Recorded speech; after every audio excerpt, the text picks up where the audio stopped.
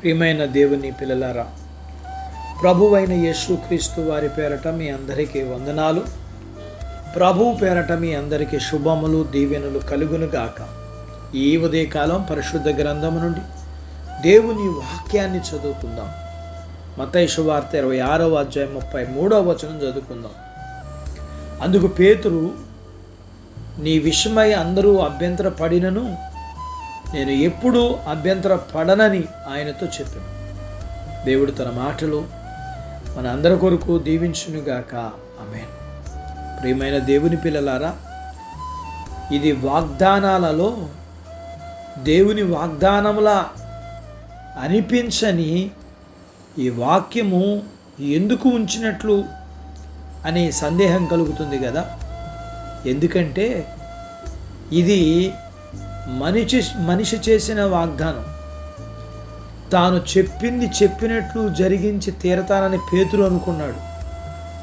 మానవ నిర్ణయానికి మించిన బలమైన పునాది ఒక వాగ్దానానికి లేకపోతే అది నేల కూలిపోతుంది.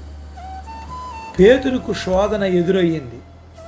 అదే క్షణం అతడు తన ప్రభువునే ఎరగనన్నాడు. తాను ఆడిన అబద్ధాన్ని స్థిరపరచడానికి ఒట్టు కూడా పెట్టుకున్నాడు. మనిషి మాట ఎలాంటిది? ఒక్క దెబ్బకు ఈ మట్టి కుండ పగిలిపోతుంది. నీ స్వంత నిర్ణయం ఏ పాటిది? ఒక చెట్టుకు పట్టిన పూత దేవుని సంరక్షణలో కాపాడబడి పిందెలుగా మారి పళ్ళు దిగబడి అవుతాయి. కానీ దేవుడు దాని మానానికి దానిని విడిచిపెట్టేస్తే ఒక్క గాలి విసురుకు కొమ్మ ఊగి పూత అంతా నెలరాలిపోతుంది. ఎదుట మనిషి తన మాటను ఎంతవరకు నెరవేర్చగలడో తెలుసుకుని అంతవరకే మాట్లాడాలి.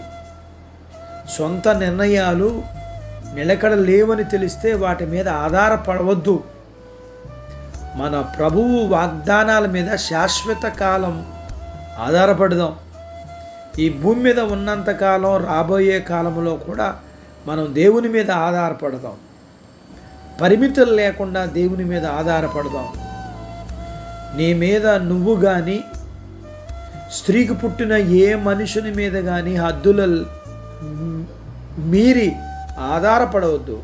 కానీ కేవలం ప్రభువు మీదనే సంపూర్ణంగా మనం నమ్మకం ఉంచుదాం, ఆధారపడదాం. అతి బాధ్యత దేవుడు మనకు దయచేయునుగాక. ఆమేన్. ప్రార్థించుకుందాం. నాతో పాటు ఏకీభవించండి. మమ్మల్ని మిక్కిలిగా ప్రేమించిన మా ప్రియ పరలోకపు తండ్రి, మీ పరిశుద్ధ నామమును బట్టి మీకు వందనాలు చెల్లిస్తూ ఈ ఉదయకాలం మీ పాదాల దగ్గర మీ లేఖనాన్ని మేము నేర్చుకోవడానికి మీరు సహాయం చేశారు.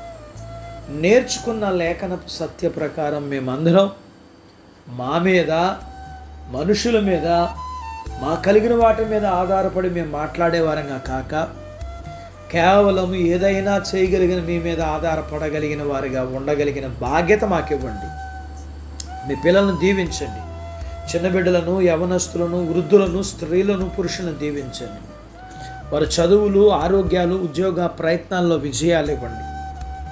ఉద్యోగాలలో ప్రమోషన్స్ ఇవ్వండి. చేతి పనులు, వ్యాపారాలు, పొలాలు, పశువులను దీవించండి. వివాహాలు కాని వారికి అవ్వటానికి, గర్భం లేని వారికి ఇమ్మని, గర్భం కలిగిన వారికి సుఖమైన ప్రసూతి ఇమ్మని, ప్రసూతైన తల్లి పిల్లలకు ఆరోగ్యాలు ఇమ్మని, మీ పిల్లల అవసరాలు, సమస్యలు, బలహీనతలు, రుణాల నుంచి విడిపించమని, మీ పిల్లలను దీవించమని యేసు ప్రభు వారి పేరట స్తుతించి ప్రార్థించి అడిగినవన్నీ పొందుకొని ఉన్నాము తండ్రి. ఆమెన్. దేవుడు మిమ్మల్ని దీవించునుగాక. ఆమెన్.